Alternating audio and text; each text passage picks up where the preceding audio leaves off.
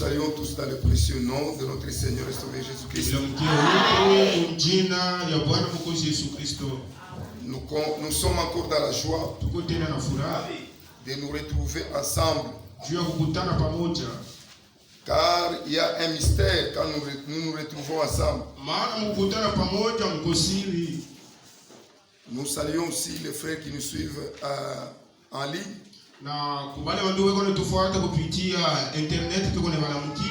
Que Dieu vous bénisse. Nous allons nous lever pour la lecture de la parole. Quand nous nous réunissons, Dieu donne les bénédictions et la vie pour l'éternité. C'est pourquoi nous devons être dans la discipline de la parole. Parce qu'il y a une seule chose. Dieu respecte seulement sa parole. Nous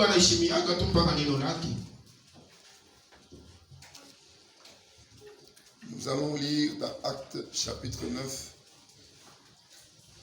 à partir du verset 1 jusqu'au verset 9.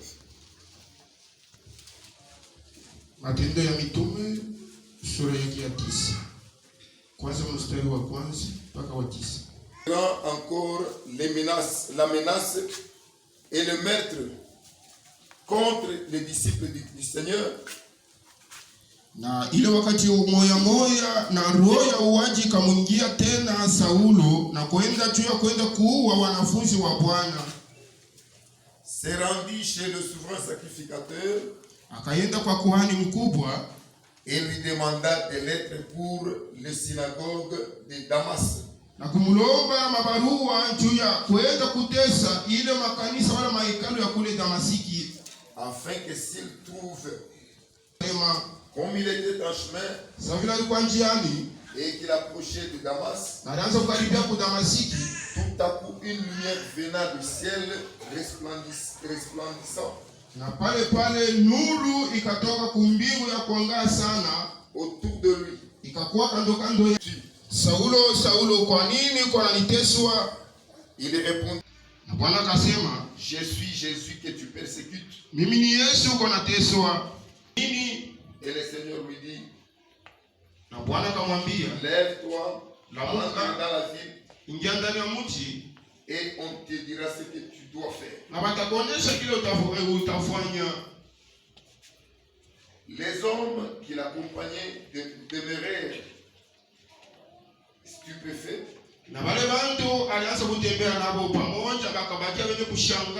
Et ils entendaient bien la voix, mais ils ne voyaient personne. Il ne voyait rien. On les prit par la main et il ne mangea point ni ne but. Or, il y avait à Damas un disciple nommé Ananias. Le Seigneur lui dit dans une vision, Ananias. Il répondit, mais voici Seigneur. Et le Seigneur lui dit, lève-toi, va dans la rue qu'on appelle la droite et cherche dans la maison de Judas un nommé Saul de Tarse. Bien-aimé Père Céleste, nous te sommes infiniment reconnaissants pour ces bons moments que tu nous donnes. Nous te prions Seigneur que nous puissions dire exactement comme Saul, comme Paul, j'ai été crucifié. Maintenant si je vis, ce n'est plus moi qui vis. C'est Christ qui vit en moi. Descends toi-même, étant la parole, étant la parole, parle à ton peuple. Nous pouvons prêcher la parole, mais toi en tant que parole, révèle-toi à ton peuple. Fait que chacun puisse comprendre que Jésus-Christ est le même hier, aujourd'hui et éternellement. Nous nous abandonnons dans tes précieuses mains. Et nous comptons sur toi. Au nom de Jésus-Christ. Amen. Mettez-vous. Parti. Appelé baptême. Et le dimanche, j'ai été tellement pris. J'ai été pris.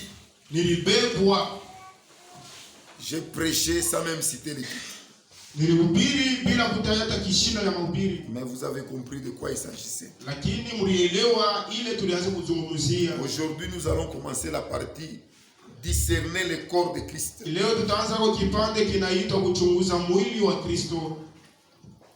La fois passée, nous sommes efforcés de vous faire voir que il y a 3 desseins dans la volonté de Dieu. Les 3 desseins sont les 3 titres ou fonctions que Dieu prend pour se manifester dans le monde. Nous avons lu avec vous dans Ephésiens chapitre 4 que en tant que Père,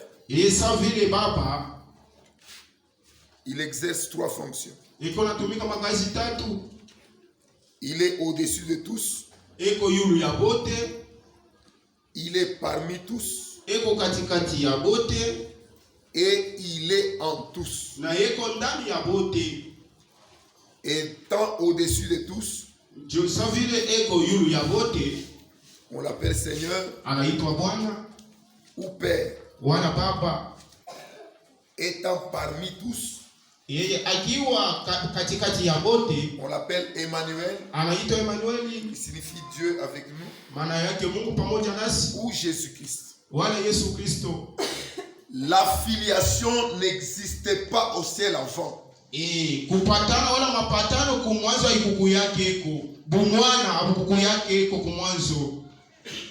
La filiation n'existait pas au ciel. Dieu est devenu fils.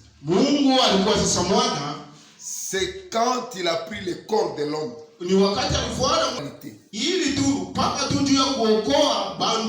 En prenant le corps de l'homme, on l'a appelé, et la Bible l'appelle fils de Dieu. Fils de Dieu signifie Dieu lui-même dans un corps de l'homme. C'est pourquoi quand Jésus se disait fils de Dieu, les Juifs comprenaient très bien. Et ils prenaient des pierres pour les lapider, en lui disant, toi un homme, tu t'es fait égal à Dieu. C'est-à-dire un fils de Dieu, c'est un homme dans lequel la plénitude de Dieu habite. Et cela, c'est la deuxième fonction que Dieu prend. Ensuite, Dieu en tous. Dieu étant en tous, on l'appelle Saint-Esprit ou Christ. Quand vous voulez parler de Dieu dans quelqu'un, vous ne direz pas Jésus est en toi.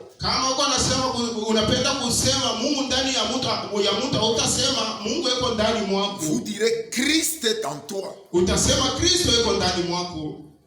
Il n'y a qu'un seul qui peut dire le Père est en moi.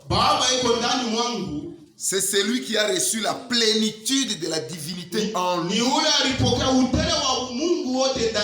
Et c'est Jésus. Quand le Père est en lui,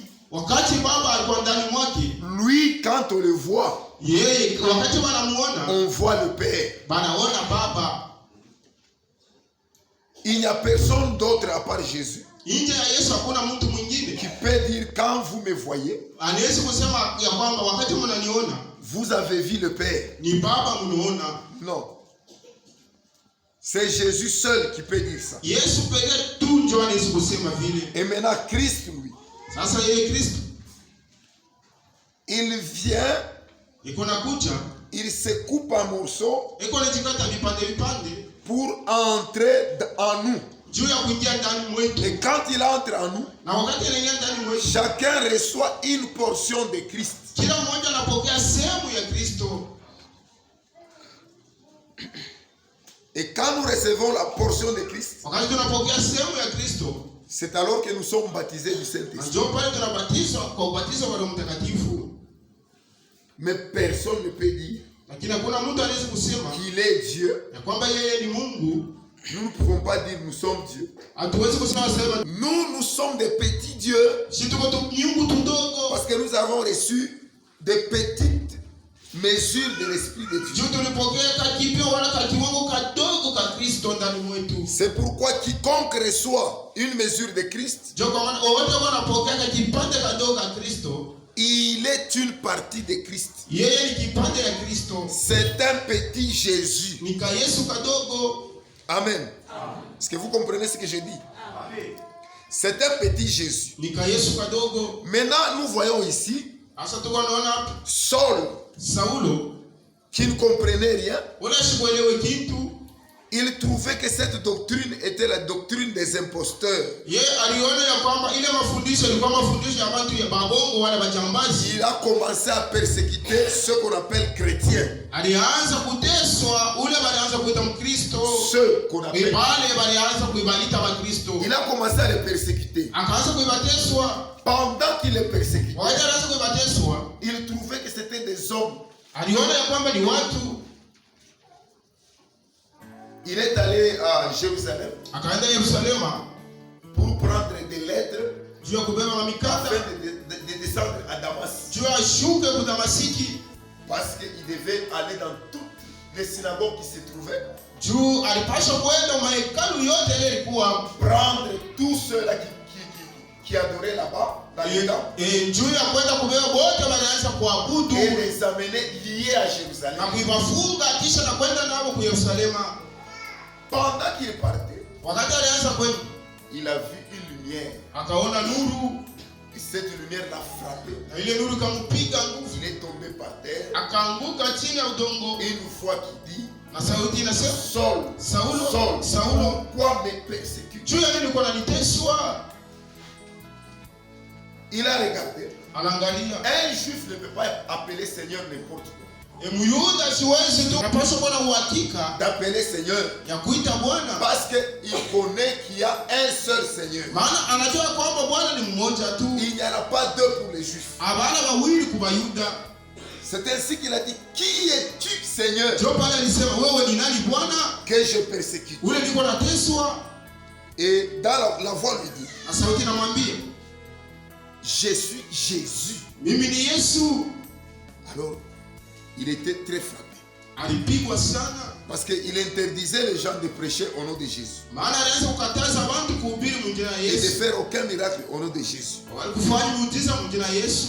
Mais il a entendu la voix dans la lumière Lakini akashikia sauti ndani ya nuru qui disait, je suis Jésus que tu persécutes. kumwambia, mimi ni Yesu uko nateswa. C'est cette leçon que nous voulons étudier. Ni hii mafundisho tutafunda hapo. Nous n'avons pas droit de commettre la même erreur que Saul. Hatuna na halali wala mapasho ya kufanya kosa moja moja sawa vile ilifanya Saulo. La Bible nous recommande de discerner le corps de Christ. Biblia iko inatushurutisha kuchunguza mwili ya Kristo. Le corps de Christ, c'est un mystère. Mwili ya Kristo ni siri. L'ensemble des gens Wingi ya watu qui forment un corps de Christ, wale wenye kutunga mwili ya Kristo, cela c'est un grand mystère. ili ni siri kubwa. Ya baridi À l'un de ses plus petits, kwa mmoja wa wadogo yangu, de mes frères, ya bandugu yangu, c'est à moi qu'il l'a fait. ni mimi anafanyishia vile. Aujourd'hui, Leo Dieu se cache Mungu yuko anajificha dans les hommes. ndani ya bantu, C'est un grand mystère. ni siri kubwa. Persécuter ces hommes, Kuteswa watu yake persécuter ces hommes-là, ni kuteswa wale bantu wale, c'est persécuter Dieu lui-même. ni kuteswa Mungu mwenyewe. Saul était convaincu totalement Sauli alikuwa mwenye kuhakikishwa kabisa kabisa qu'il rendait culte à Dieu. ya kwamba ni Mungu ule anaanza kutumikia. Il savait que ce qu'il faisait là, Aliwaza kwamba ile anaanza kufanya c'était le culte qu'il rendait à Dieu. ni kazi ya Mungu, alianza kumtumikia. Exactement comme beaucoup de gens aujourd'hui. Kabisa kabisa, sasa watu wa mingi leo, Aujourd'hui, Dieu a envoyé une très grande lumière. Mungu leo ashakutuma nuru mkubwa sana. C'est la révélation de la parole de Dieu. Ni ufunuo wa neno ya Mungu. Et la révélation de la parole de Dieu, c'est ça Christ. Na ufunuo wa neno ya Mungu ndio mwenye Kristo. Dieu a envoyé Mungu alituma cette grande lumière. hii nuru kubwa. Mais les gens, Lakini watu comme ils ont leur doctrine, sasa vile wako na mafundisho yao, comme ils ont leur pensée, sasa vile wako na mawazo yao, ils croient wako na wasia qu'en persécutant la parole, ya kwamba mkuteswa neno, qu'en refusant la parole, mkukatana neno, ils sont en train de rendre culte à Dieu. wako natumikia Mungu, Parce qu'ils ont leur doctrine, maana wako na mafundisho yao, ils ont leur façon de voir. wako na namna yao ya kuona. Quand tu leur présentes la parole, Wakati unamwambia neno, nous chez nous, nous croyons ceci. wewe shi tunaaminia Nous hivi, chez nous, nous faisons cela. wewe tunafanya hivi. Ils croient qu'ils sont en train de rendre culte à Dieu. Bana wazee kwamba ni Mungu wako natumikia. Or Dieu, Na japo Mungu lui, ne respecte que sa parole. yeye anaheshimiana tu mpaka neno yake. Si tu ne crois pas, Kama uamini tel que la parole de Dieu le dit, mpaka vile neno ya Mungu naisema, ta foi est vaine. imani yako ni ya bure bure, Ta foi est à côté. na imani yako iko pembeni. Jésus avait prophétisé. Yesu alitabiria, Il avait dit aux disciples aliambiana wanafunzi qu'il y aura des gens ya kwamba kutakuwa qui watu vous persécuteront. wale watamiteso, Ils croiront rendre culte à Dieu. watazalia kwamba ni Mungu wako natumikia. C'est dans Jean chapitre 16, Ni Yohana sura 16 le verset 1 jusqu'au verset 3. sura ya kwanza mpaka ya 3. Je vous ai dit ces choses Nimeambia hivi afin qu'elles ne soient pas pour vous une occasion de chute. ili visikuwe kwenu pa kikwazo, L'heure vient hata wakati iko na kuja quiconque vous fera mourir ambao wote atemiua pourra rendre un culte à Dieu. ataweza kwamba ni Mungu wako anatumikia. Ils agiront ainsi Batatenda hivi parce qu'ils n'ont connu ni le Père maana hawakujua wala Baba ni moi. wala mie. Amen. Fika Vous vous souvenez que je vous les ai dites. upate kukumbuka ya kwamba nilimiambiaka Je ne vous en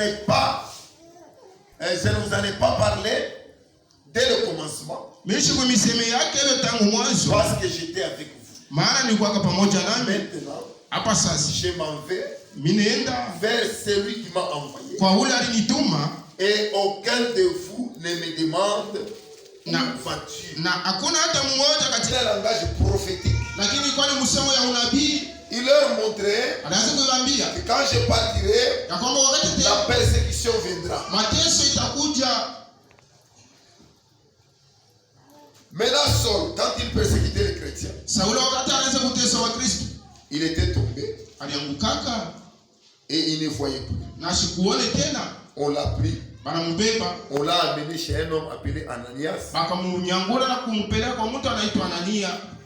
Et c'est là où on l'a amené chez un homme appelé Simon. Bakampeleka kwa mtu anaitwa Simoni. C'est là où il était resté. Jokule alikala. Après 3 jours, Kisha siku tatu Dieu s'est révélé à un disciple appelé Ananias. Mungu akajifunua kwa mwanafunzi mmoja Il lui a anaitwa Anania. demandé d'aller, il lui a donné l'adresse. Anamupa anwani Va sur l'avenue appelée la droite. ya kwamba uende kuile mkoba inaitwa kuume, Tu trouveras un certain Simon, utakuta hapo Simoni un mmoja, certain Saul, Saulo mmoja, et tu lui parleras na de utamwambia ma part. kungambo yangu. Ananias dit, il persécute les chrétiens. Anania akasema ule mtu alikuwa anateswa na Il va Kristo me tuer. ataliua. Dieu dit non. Mungu akasema hapana, C'est l'un de mes disciples. ni mmoja wa wanafunzi Je wangu, l'ai choisi. ni chakula. Quand il est arrivé là-bas, Wakati alifika kule il a dit, Saul, mon frère, recouvre la vue. akamwambia Saulo, ndugu yangu, fungua macho, Et il a commencé à lui parler de Jésus. na akaanza kumwambia mambo yanaangalia Yesu, Saul a cru, na Saulo anaamini, il l'a conduit akamuongoza Et Saul était baptisé na au akabatiziwa nom de Jésus-Christ. mjina Yesu Kristo. Et Saul a commencé à vivre, à suivre la même doctrine. Na Saulo akaanza kufuata mafundisho moja Ce moja. qui l'avait frappé, Kile kilimpika c'est que cette lumière-là ni kusema ile nuru était qui exactement? ilikuwa ni nani kabisa kabisa. Il est allé en Arabie. Akaenda Mwarabia, Il a fait 3 ans et demi akafanya miaka 3 pour na nusu. étudier les Écritures. Alikuwa anafikiria juu ya maandiko. Il a étudié les Écritures Alikuwa anajifunza maandiko et il a compris na anaelewa que le grand Jéhovah de l'Ancien Testament, ya kwamba Yehova mkubwa wa agano la kale c'est Jésus-Christ dans le Nouveau Testament. ni Yesu Kristo mwa agano jipya. Les dénominations aujourd'hui, Madhehebu leo ils ont leur doctrine. beko na mafundisho yao, C'est ça leur nourriture. ndio chakula yao, Ils ont leurs vêtements. beko na manguo yao, Mais ils veulent porter simplement le nom de Christ. lakini jina la Kristo beko na pia tuwe ifuale bure. Quand tu leur montres la parole Wakati unawaambia neno pour qu'ils comprennent juu ya baelewe et qu'ils rentrent dans la parole na warudie kuneno, et disent wawe kuna sema nous avons notre doctrine. si tuko na mafundisho yetu, Mais ils veulent qu'on les appelle des chrétiens. lakini wanapenda waitwe wa C'est Kristo. ça le très grand problème que nous avons. Ndio aujourd'hui. mambo mkubwa tuko nayo leo. Ésaïe a prophétisé cela. Isaya alitabiri kile kitu Dans Ésaïe chapitre 4. Ésaïe chapitre 4. Isaya sura yake ya 4 Le verset 1. mstari Et 7 femmes saisiront en ces jours. na kusema Nous mangerons notre pain tutakula chakula yetu et nous nous vêtirons de nos habits. na Amen. tusemea hapa. C'est les 7 dénominations des 7 âges de l'Église. Ni madhehebu 7 ya vizazi 7 vya kanisa. Dans l'âge d'Éphèse, Mkizazi ya Efeso, Dieu s'est révélé en tant que lumière. Mungu alijifunua kama vile nuru. Quand l'âge est arrivé à la fin, Wakati kizazi kilifika kumwisho, ceux qui sont restés wale walibakia se sont organisés. bakajitengenezea. Dans l'âge de Smyrne, Mkizazi ya Smirna, Dieu s'est encore révélé comme lumière. Mungu tena akajifunua kama vile nuru, Et à la fin de l'âge, na kumwisho wa kizazi ceux qui sont restés wale walibakia se sont organisés. bakajitengenezea. Dans l'âge de Pergame, Mkizazi cha Pergamo et ainsi de suite, na hivi vyote jusque dans l'âge de la Odyssée. kufika na kizazi cha Laodikia, Il y a une dénomination kuko zebu dans chaque âge de l'Église. mukila kizazi kyote ya kanisa. Ce sont les 7 femmes ici que Esaïe parle. Njoo hapa wanamke wa 7 wa Isaya iko nasemea. On dit elles saisiront un seul homme Inasema kama batashika mwanaume moja et lui diront na kumwambia nous avons notre nourriture. chakula yetu tuko nayo shibe. Nous allons manger notre nourriture. Tutakula chakula yetu. Nous avons nos vêtements. Manguo tuko nayo. Nous allons nous vêtir nous-mêmes. Tutajivika shibe wenyewe. Mais Lakini toi, wewe accepte que nous soyons ton épouse. ichika tu tukwe babibi yako. Que nous portons seulement ton nom Tubebe tu mpaka jina yako. pour la nourriture. Juu ya chakula. Nous-mêmes, nous allons nous nourrir. Shibe yetu tuko nayo. Pour les vêtements, Juu ya manguo. nous-mêmes, nous allons nous vêtir. Tutavala shibe wenyewe. C'est un scandale. Ilikuwa ni kikwazo. Un scandale. Kikwazo. La parole de Dieu Neno ya Mungu est notre nourriture. ndio chakula yetu. La Bible dit Biblia inasema l'homme ne vivra pas seulement de pain, mtu ataishi mais de toute parole qui sort de lakini notre bouche. ataishi kwa neno lote litokayo. Cette nourriture, quand nous la mangeons, Kwa hiyo wakati tunaikula elle produit en nous l'obéissance. iko na sala ndani mwetu, Et les œuvres que nous manifestons, na ile matendo unaonekanisha, c'est ça qui sera nos habits. ile ndio itakuwa manguo yetu, Nos habits de noces. manguo ya karamu. Amen. Maintenant, Sasa wao ils mangent leur propre nourriture. beko na kula chakula Ils se ya vêtissent leur propre na habits. beko na vala manguo ya, Mais ils veulent qu'on les appelle seulement des chrétiens. lakini wanapenda waitwe wa Kristo. Ça, c'est un grand mystère. Ile ni siri kubwa. C'est pourquoi il y a des chrétiens catholiques, Ndio kama walikuwa wa Kristo wa Kikatoliki, des chrétiens méthodistes, ba Kristo wa des Kimethodiste chrétiens pentecôtistes. na ba Kipentekoste. Mais quand Jésus a laissé l'église, Wakati Yesu aliacha kanisa, tous ceux qui croyaient en lui wote walianza kuamini ndani yake. étaient ses disciples. Walikuwa kama wanafunzi Et tous ceux qui étaient baptisés du Saint-Esprit na wale wote appelé les chrétiens. Il a dit, allez par tout le monde, faites de toutes les nations mes disciples. Amen. Ce sont ceux-là uniquement qui ont reçu la parole sans mélange, la parole véritable. C'est pourquoi, dans ces temps de la fin, Dieu a envoyé toute la lumière. Il n'y a aucune confusion. Comme Joël chapitre 2. Et mon peuple ne sera plus jamais dans la confusion. Que fait cette parole? C'est pour ramener la foi apostolique. Amen. C'est pour ramener la foi apostolique. Quand la foi apostolique est ramenée, alors tout le monde recevra le baptême du Saint-Esprit.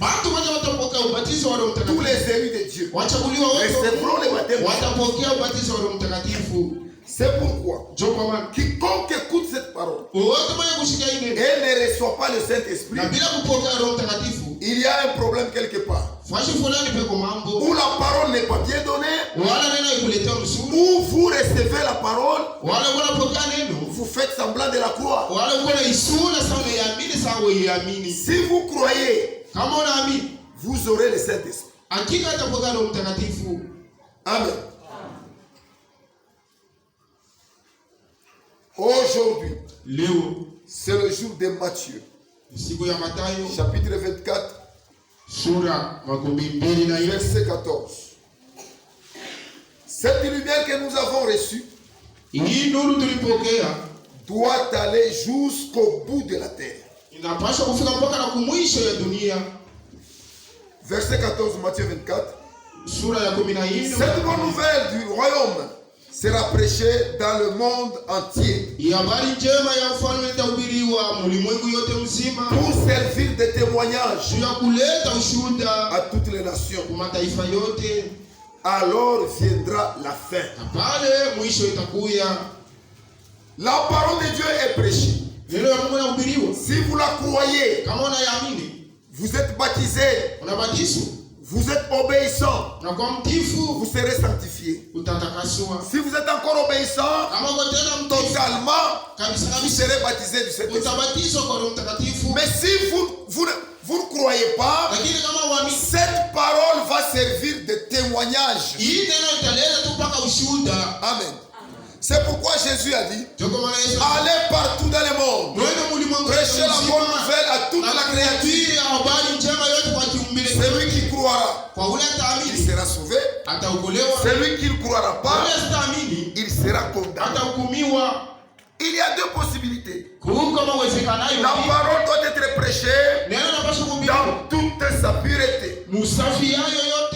Et les gens doivent l'entendre jusqu'aux extrémités de la terre. C'est une grande lumière. 1 Corinthiens chapitre 4, verset 6. À cause de vous, frères, que j'ai fait de ces choses une application à ma personne et à celle d'Apollo,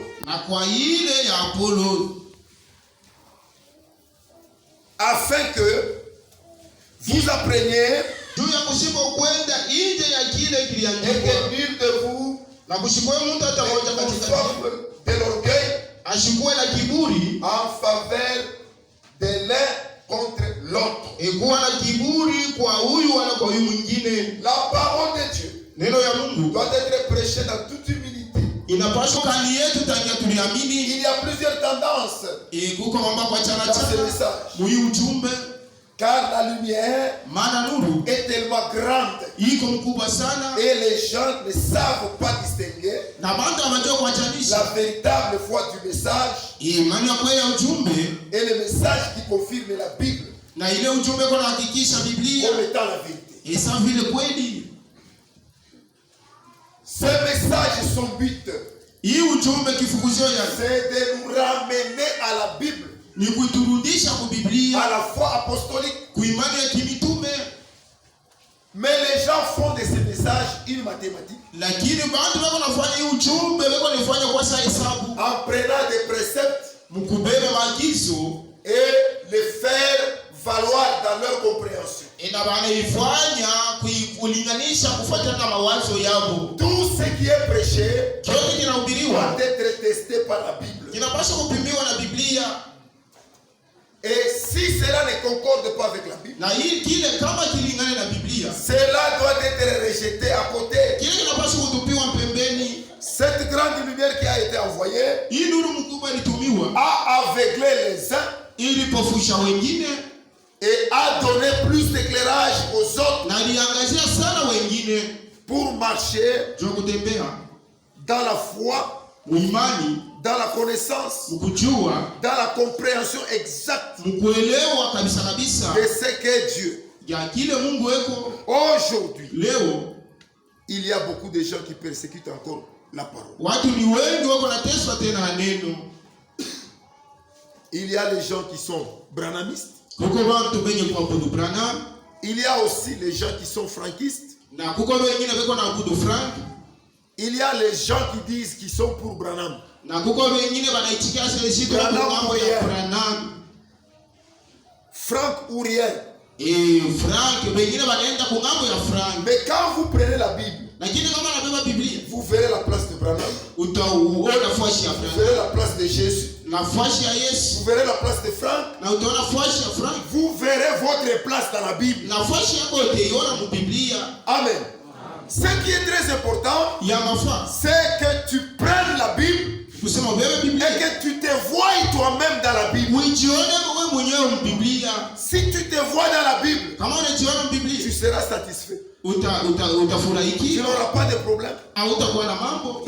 Ces gens-là Wale bantu ne se voient même pas eux-mêmes dans la Bible. wao wenyewe wajione mu Biblia, C'est ça le grand problème. jo mambo ya nguvu. Si tu connais, Kama unajua c'est pourquoi Dieu t'a appelé, kile ambacho Mungu alikuitia, tu sauras faire la volonté parfaite. utajua kufanya mapenzi kamilifu ya Parce Mungu. qu'il y a la volonté parfaite de Dieu, Maana kwa mapenzi kamilifu ya Mungu le corps de Christ. juu ya mwili ya Kristo, Il y a la volonté parfaite de Dieu, kuko mapenzi kamilifu ya Mungu aussi l'individu. juu ya binafsi.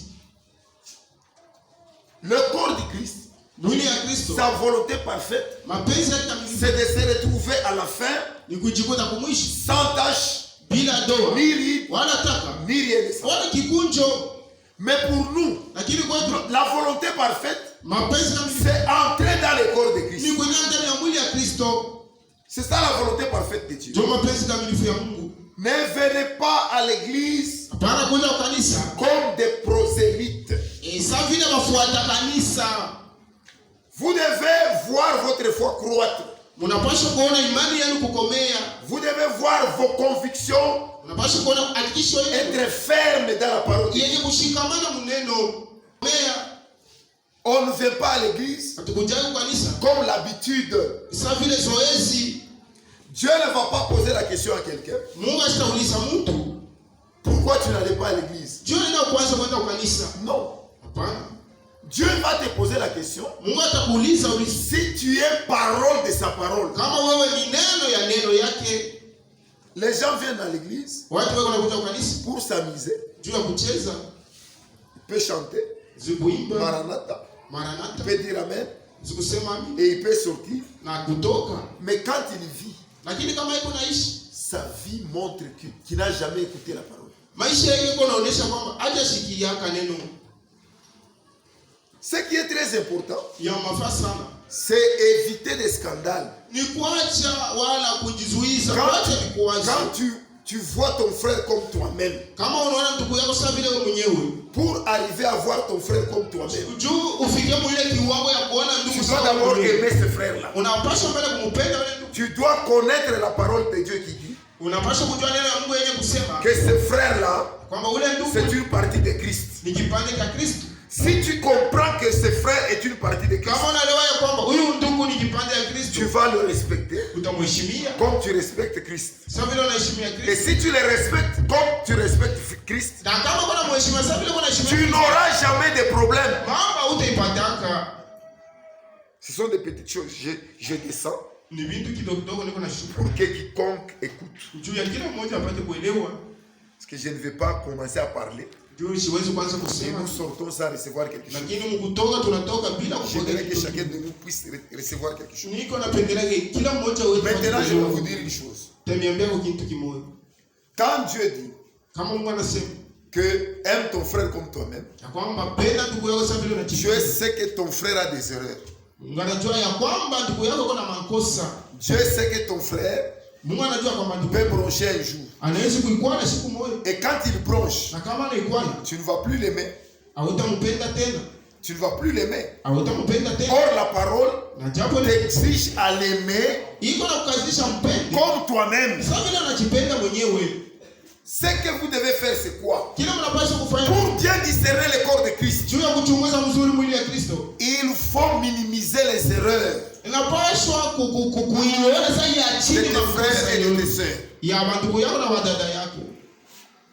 Parce que si toi tu tombes dans l'erreur, Juu kama wewe unaanguka mkosi, tu ne voudras pas que les gens sachent que tu es tombé. hautapendelea watu wajue kwamba De unaanguka. la même manière, quand tu vois ton frère tomber, Mnaona moyo moyo kama unaona ndugu yako anaanguka. ne crie pas. Bala kulalamika. Quand tu cries, Kama tu unalalamika, n'es pas une partie du corps. hauna mwili kipande cha mwili. Tu dois souffrir avec lui. Unapaswa kuteswa Et pamoja na quand il y a une plaie au corps, na kama uko kidonda kumwili, le corps entier mwili yote est atteint de la fièvre. inakuwa maumu moto. C'est ce qui montre que dans ce corps-là, il y a un problème. Joy ile kwa anaonyesha kwamba ndani ya ile mwili mko mambo. Quand Saul a découvert Wakati Sauli que alivumbua ceux qui il persécutait là, ya kwamba bado anaanza kuteswa. c'était une partie de Christ. Alikuwa ni kipande cha Kristo. Et que Christ, Na Kristo il est le Seigneur yeye ni Bwana. qu'il prétendait servir. Ule alianza kuwazia kutumikia. Il a dit ceci. Anasema hivi. Romains chapitre 9.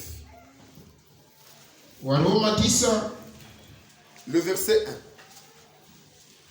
J'ai dit la vérité en Christ. shuhudia kupitia Roho Mtakatifu. J'éprouve une grande tristesse Niko naona huzuni kubwa et j'ai dans le cœur na niko na ndani ya moyo un chagrin continuel. uchungu ya lote ya kuendelea Car je na Kristo pour mes frères, juu ya bandugu mes yangu, parents, bandugu yangu selon la chair. kufuatana na mwili. Amen. Dieu a voilé cela Mungu alifunika vitu jusqu'aujourd'hui kufika na leo afin que la totalité des païens soit mfanye huzuni à kubwa cause de ses frères juu ya bandugu et yake de ses parents dans la chair na bandugu yake mkimwili qui sont israélites benye kwa Israeli, et qui appartiennent les alliances, magano, la loi, sheria le culte, na ibada. les promesses. Et Hakuna ndio alitoka kufuatana na mwili. le Christ Kristo qui est au-dessus de toutes choses, mwenye kuwa juu ya vitu vyote, qui est au-dessus de toutes choses, mwenye kuwa juu ya vitu vyote, Dieu béni éternellement. Mungu mwenye kubarikiwa milele na Amen. milele. Amina. D'où il persécutait les chrétiens. Sasa kuteswa Il Wakristo ne savait pas kujue que Dieu jette maintenant le regard ya kwamba sur Mungu les nations yeko naangalia pour sasa porter un peuple taifa ndio qui portera son nom. taifa yake ile tabeba jina yake. Amen. Le peuple qui porte le nom Bantu wenye kuchukua jina de Dieu, ya Mungu ce sont là les chrétiens. ndio wenye kuwa Wakristo. Le nom de Dieu, c'est quoi? Jina ya Mungu ni nini? C'est la parole. Ni neno. La parole a été faite chair. Neno ni fuana mwili. Quiconque croit la parole Oyote mwenye kuamini neno et obéit à la parole na kutii neno et marche dans la parole, kutembea muneno, c'est celui-là le vrai disciple de Jésus. ule ndio mwanafunzi wa kweli wa. Et quand tu reçois le Saint-Esprit, Na kama unapokea Roho Mtakatifu, c'est-à-dire Christ en toi, maana yake Kristo ndani mwako, c'est alors que tu deviens chrétien. ndio pale anakuwa sasa Mkristo. Tout mari Bwana wote, porte le nom de sa plutôt toute femme porte le nom de son mari. bibi wote yako na beba jina ya bwana yake. Amen. C'est pourquoi Ndio kama nous sommes appelés chrétiens. tunaitwa Wakristo.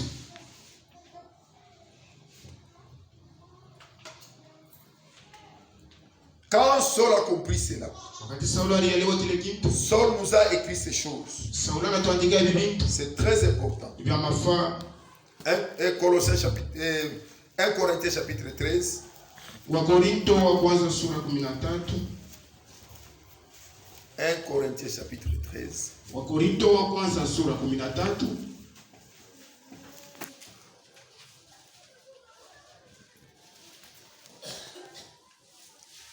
Je lis à partir du verset 1. Iko naanza mstari wa kwanza. Quand je parlerai les langues des hommes et des anges, Wakati nitasema malugha ya watu na wa malaika, si je n'ai pas d'amour, kama sina na mapendo, je suis un airain qui résonne, niko tu ni ngengele iko nalia, ou une cymbale qui retentit.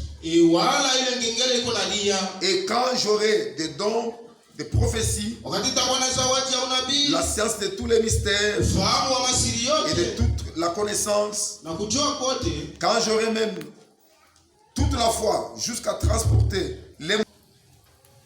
Quand je distribuerai tous mes biens wakati nitagawanya mali yangu pour la yote nourriture des pauvres, juu ya chakula ya maskini, quand je livrerai même mon corps hata wakati nitatoa mwili pour yangu être brûlé, juu ya ilunguzwe, si je n'ai point d'amour, kama sina na mapendo, cela ne me sert. ile haitanisaidia kukitu. Ça veut dire quoi? Maana yake mbele ya kutumikisha zawadi, Vous devez d'abord être baptisé du Saint-Esprit. unapaswa mbele kubatizwa kwa Roho Mtakatifu.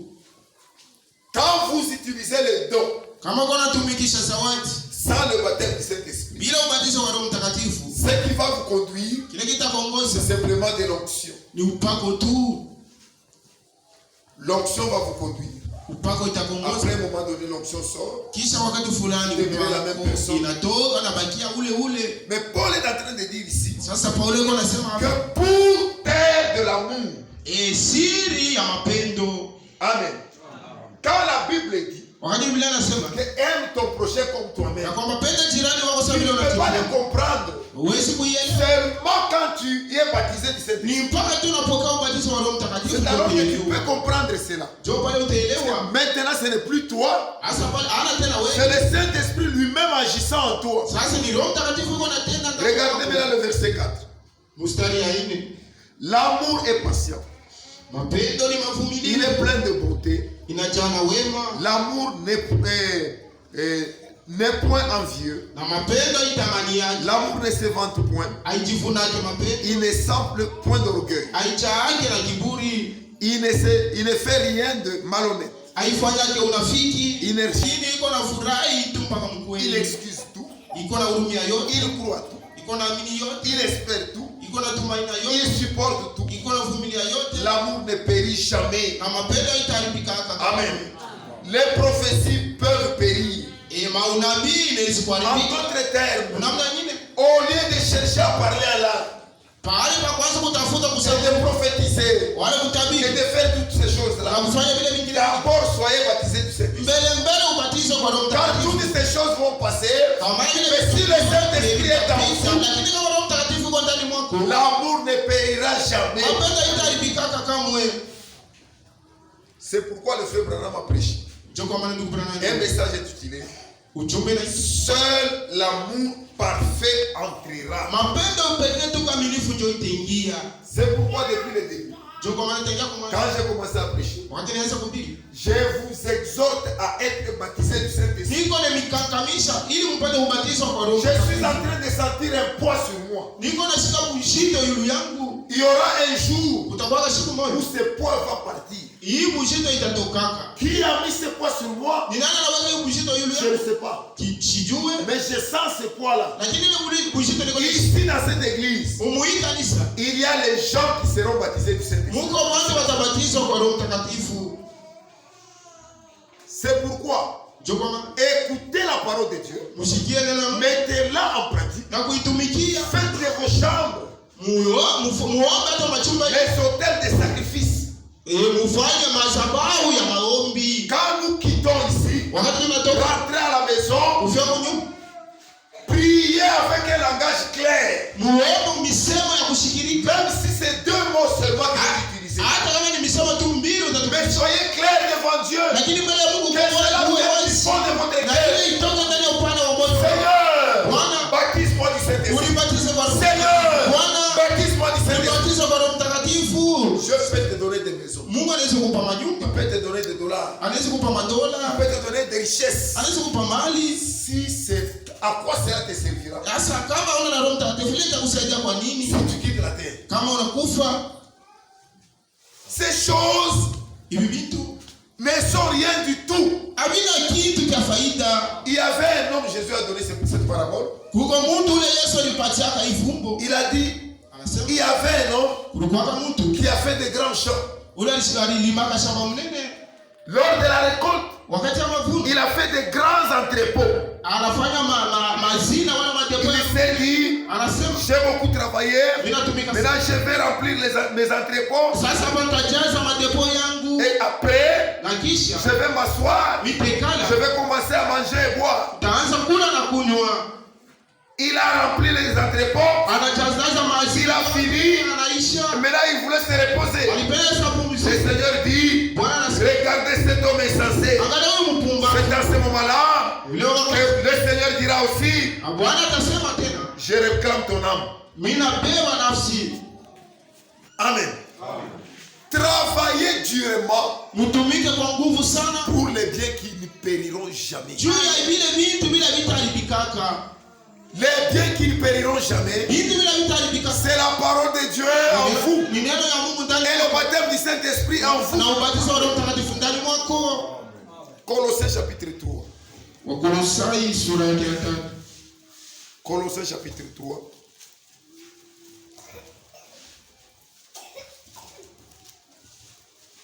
Nous vivons un temps très mauvais. Ne soyez pas distraits, mes bien-aimés. Dieu m'a chargé de vous conduire au baptême du Saint-Esprit. Amen.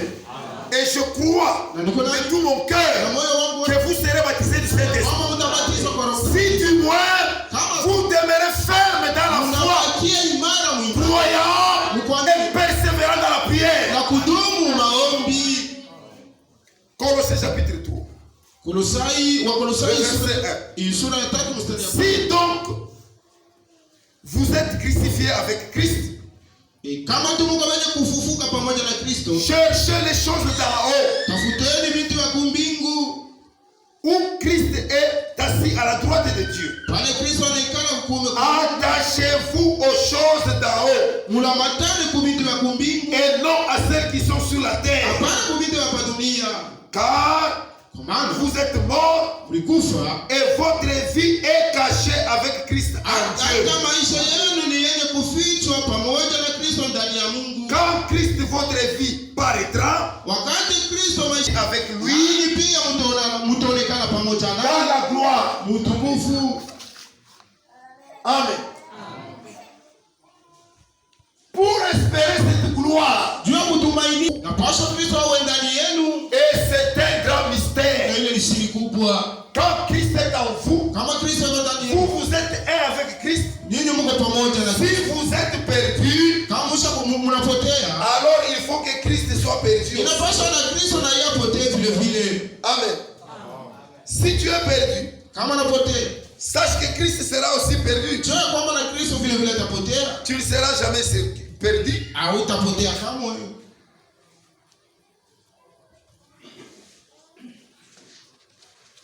Christ est la révélation des mystères de Dieu. Page 5. Nous prenons directement page 57.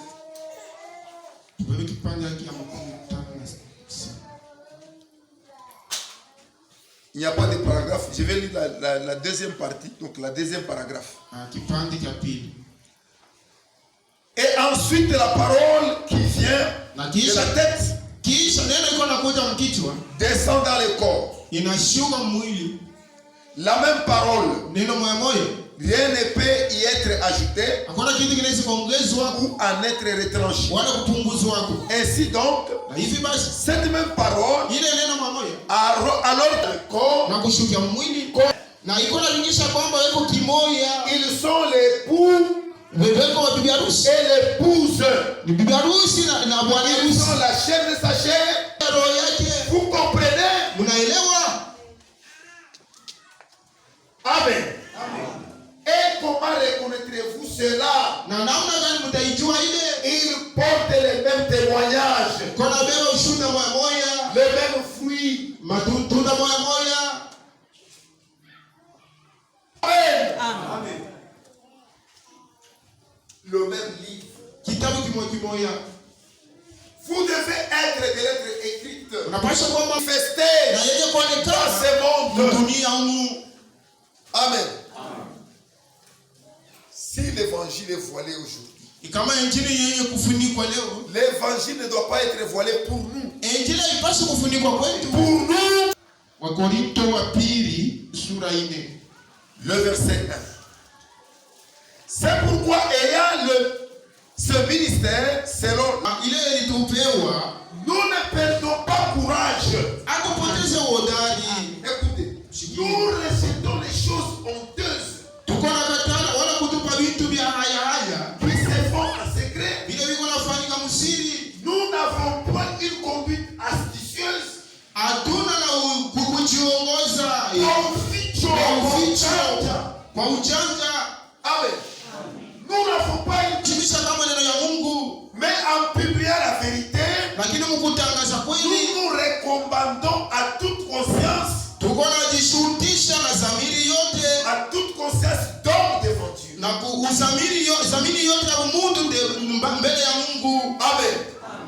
Nous sommes transparents. Tuko waziwazi. Ce que je prêche ici, Hiki ndio na ubiri. si tu viens chez moi, Kama nakuja tu kwa me trouveras comme je suis ici. utanikuta mpaka hivi niko Même hapa. à minuit, Hata na même à 2h du matin, hata na même à 3h du matin, hata na saa tatu tu ne me verras pas avec une conduite astucieuse. hautanipata kwa na kujiongoza kwa uficho. Ce témoignage que j'ai, Ushuhuda je le porte partout niko na ibeba fashi et devant tous.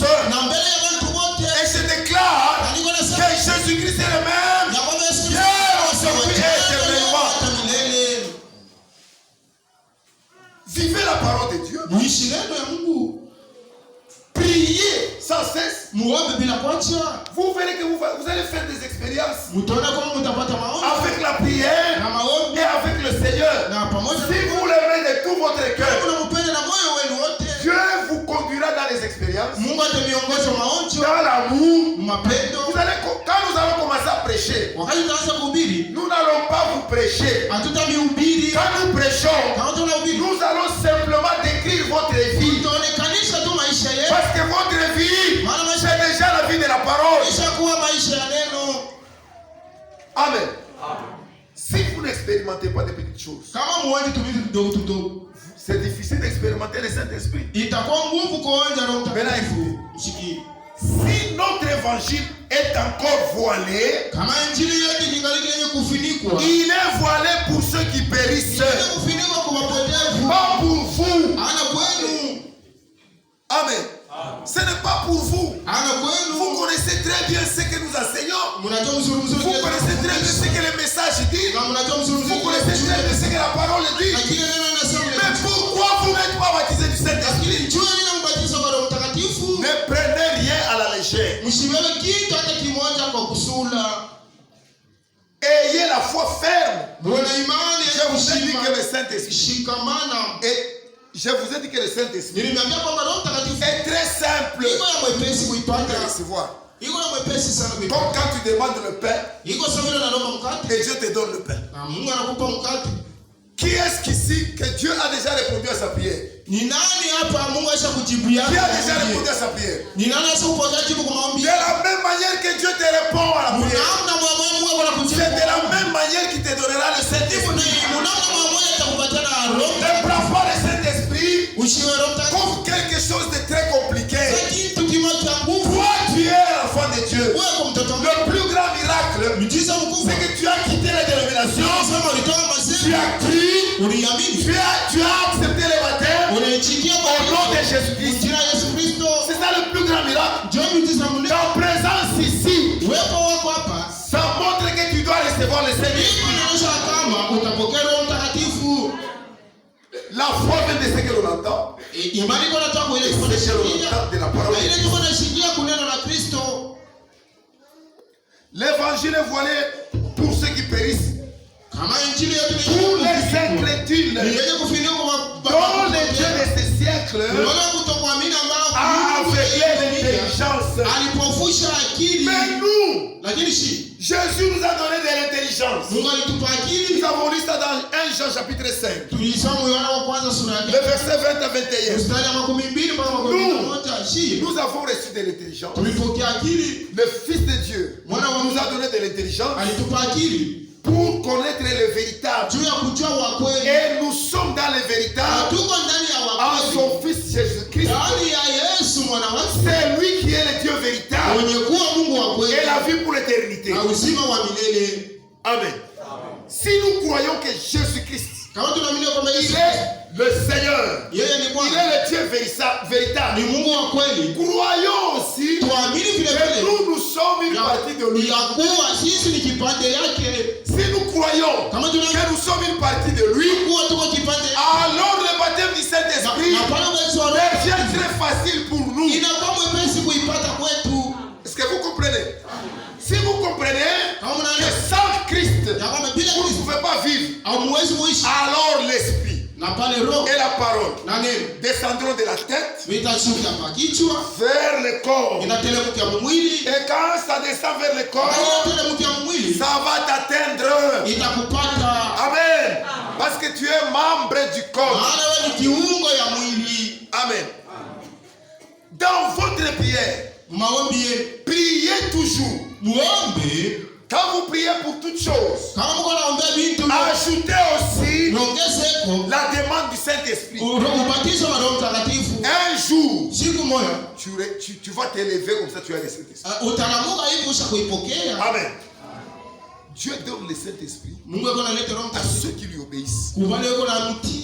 Obéissez la parole de Dieu Mti neno ya Mungu et priez, demandez le Saint-Esprit. na mkuomba muombe Roho Mtakatifu. Vous aurez le Saint-Esprit. Mtaipata Roho Mtakatifu. Ce n'est pas compliqué. Aina ya nguvu. Il y a beaucoup de frères qui ont reçu le Saint-Esprit. Kuko bantu wamingi washakupokea Roho Mtakatifu. Seulement toi, Mpaka wewe. comment on tabakia? Comment est-ce que tu es Parce que différent? Est-ce que tu es différent d'eux? que Dieu vous bénisse pour ce soir. Juu ya hii magharibi Mungu imbariki. Nous allons chanter.